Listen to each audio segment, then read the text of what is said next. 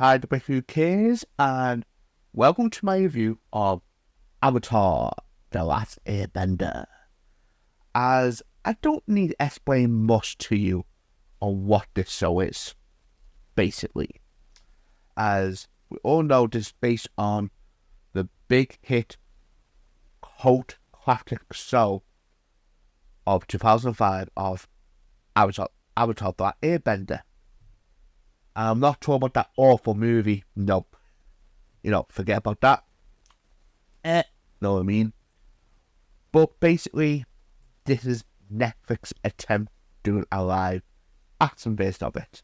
And not a live action version of it, it's going to be a live action version of a series. Yeah, to be honest with you, it's not in the first place because the problem with adapting Avatar is it is condemned. It is a lot of law in this world. And did they done it good? Well, It's okay. but I got a lot of problems. before going to that, how could it have been better? Let me get the positives out of the way because there are a lot of positives in this. For once, it is miles better than the movie. Yes, I know it's not much to do to make it better than that awful movie, but it could have been worse. And thank goodness it's not that bad. Secondly, the effects. Yeah, I give credit, the effects looks good for most of it.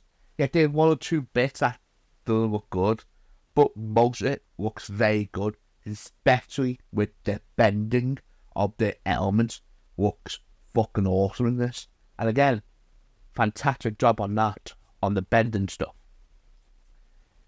Then you got the casting of the characters. And just the thing too, it's not an easy feat to be the characters because they are iconic characters. And to be honest with you, it's done well. Most of them done very well. And yet there's some fault, but that's not the actors or actresses' fault, which I will explain later on. And I like the dark tone. Like there's some moments in this, it's like, what the fuck? You know what I mean? But it's not dark like Game of Thrones dark. It's still a good balance, which I do like. Like, in the first episode, in the open scene, you see an Airbender getting burned to death, virtually. Again, wow. And you see, like, all the messed up stuff in this too. And basically, I like that tone. Because this is the thing, Avatar has always been dark. And being 2005-ish, being a children's poet at the time, it could, up the darkness a bit more. You know what I mean? Where it did in this, which I give them credit for that, it did. And there's some changes in this I do like. Like, I'm not going to go much into it because I want people to experience the changes if you're, especially you're a fan of this franchise. But this is where I go into the negatives now because some of the changes are questionable. Like the first episode. Now, I find the first episode good. I actually thought it's a good pilot. I've done a good job, introducing the world, the characters. But there's one bit I don't like what he done to this. Now, the big change we got in this is Aang's backstory. Now, in the original version, we don't find out Aang's backstory till a bit later on. Not too far, but a bit later on. And what it done, it's very smart, where it shows Aang's backstory and Zuko's backstory, and show how cinematically able are on their path, virtually. It's like yin and yang, you know what I mean? But the way he done it is dead fucking smart. Now, obviously, I'm not shocking with this route with the pilot because, again, there's a lot of adaptation. It had to do something different because if you don't, there's no point in watching it. Why keep the same path? And changes, don't mind. I don't mind changes. But what he done in the first episode is we get Aang's backstory. And the thing he fucked up on, to me personally, and messed this up badly on the first episode, is when Aang finds out that he got moved away virtually because the council or airbenders are complaining that Aang's master is a bit, overprotective virtually, smuggling them, you know what I mean? Because, again, he is the airbender. He needs to go to all the elements and learn, the powers virtually. And basically, then Aang finds this out on the anime version. He runs away from responsibilities and he gets forced up virtually. And that's a part of his character development with him regretting not to take responsibility. In this version, he do that technically, like, he does take blame later on the series, but the problem is, I think he done a poor job in this version. He just tells him, yeah, you're going, you know what I mean, but I still love you, you know what I mean, blah, blah, blah. He's upset, but he took it in. He went to sleep that night. And basically, middle of the night, he decided to ride his, thing, you know what I mean? Call me the name, you know what I mean? The elephant thing, you know what I mean? And that's it, sorry. And basically, what happens is, basically, he just drives on to get his mind off it, you know what I mean?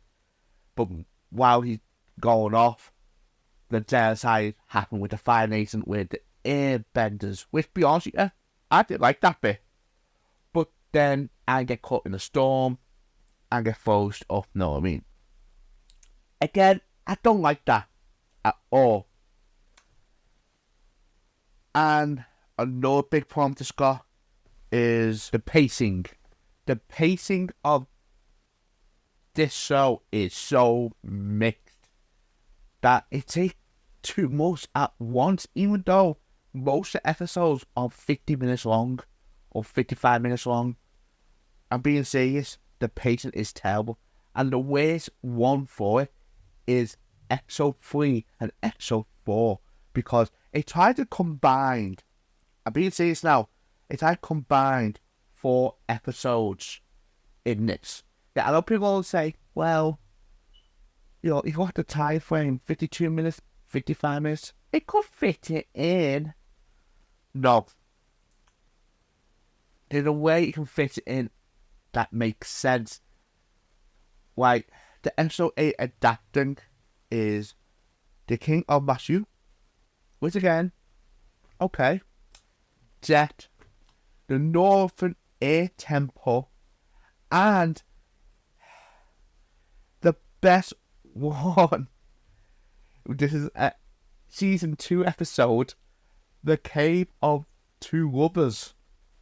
No, I'm not joking. There is a season 2 episode in this. And that episode is fucked up on. Now, people will say, how you fucked it up? Now, I give credit. The way you put Jet into episode 3, okay, I get that credit, that could work. But the problem is, they try to put the Northern Earth Temple in this too, and like, that's an important story.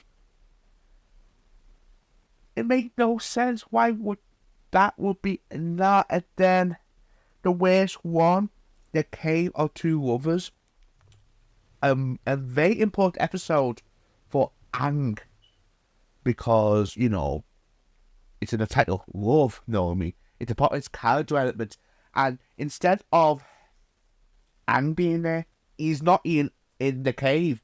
It's the brother and sister. I was watching this thinking, it's not going to do incest? I hope not. But fine, goodness, it don't. But that's not the only example I got. They even put a card in this that makes no sense to put in it this early in the story. Remember season 2, episode 10, the library? And remember the giant owl, the spirit owl version that, protects the library, protects the secrets of, the world, basically. That world. He's in season 1. Not in the library, but he's in season 1. How what? Yeah, I know some fans may say that could be him hinting for season 2. But no. It feels so forced. To think, what? I was off a ding, ding, ding, ding, ding, ding. Stuff like that. It's in all the way through the show. The bit in there you think, why isn't there so early on for the story? While the pacing is all over the place.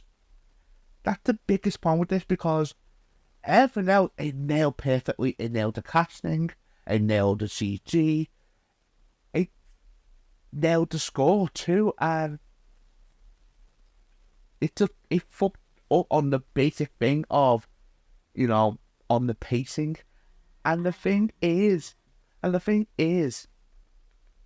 it could extend the episodes to being 12 episodes, to me personally. It should have done. And one of the biggest things I don't like in this, and I know there've been big controversies over this, about 2 big subjects before this came out. The first one is Sokka's sexism thing, and the thing is, it's not that bad. It's not that bad. Yeah, it's not good either compared to the anime series, but it's still there. Him walking down women, know what I mean? But it's not as obvious, know what I mean? But the biggest fucked up they done is Aang. Now, the thing with Aang is, yeah, he'd say it that you need to take responsibility all that, but there's no him acting like a kid in this. Again, he is a fucking kid, and there's none of that in this. It could help if there's episodes, like I said before, to 12 or even 10 to show him, his goofy side of him. Because we don't get the most of his goofy side until a handful of scenes, and mainly that last scene. You see the chemistry of the 3 trio, Team Avatar, which, funny enough, are not together much in this, you know what I mean? And their chemistry, they do all together in the big screen, on the screen. The chemistry is not there. Like the irony say, we're both goofing around and being, they say this there, but not the goofy around bit. And that's what the other big letdown is. The sex of it, like I said, with Sokka, it's not that bad, but the Aang one is bad. I'm sorry. But again, it could fix that in season 2, hopefully, if there's a season 2. I know some people say it's not going to be season 2. I got a feeling it could be. I think it is good enough to get a season 2. Like I say, it's not a train wreck at all. So, we'll get to my final thoughts. My final thought of Avatar: The Last Airbender is, it's okay adaptation of cult hit out of the series. Now, if you're a hardcore fan of this, it's passable. It is passable if you're a hardcore fan. Trust me, like I said before, it's miles better than the live action movie.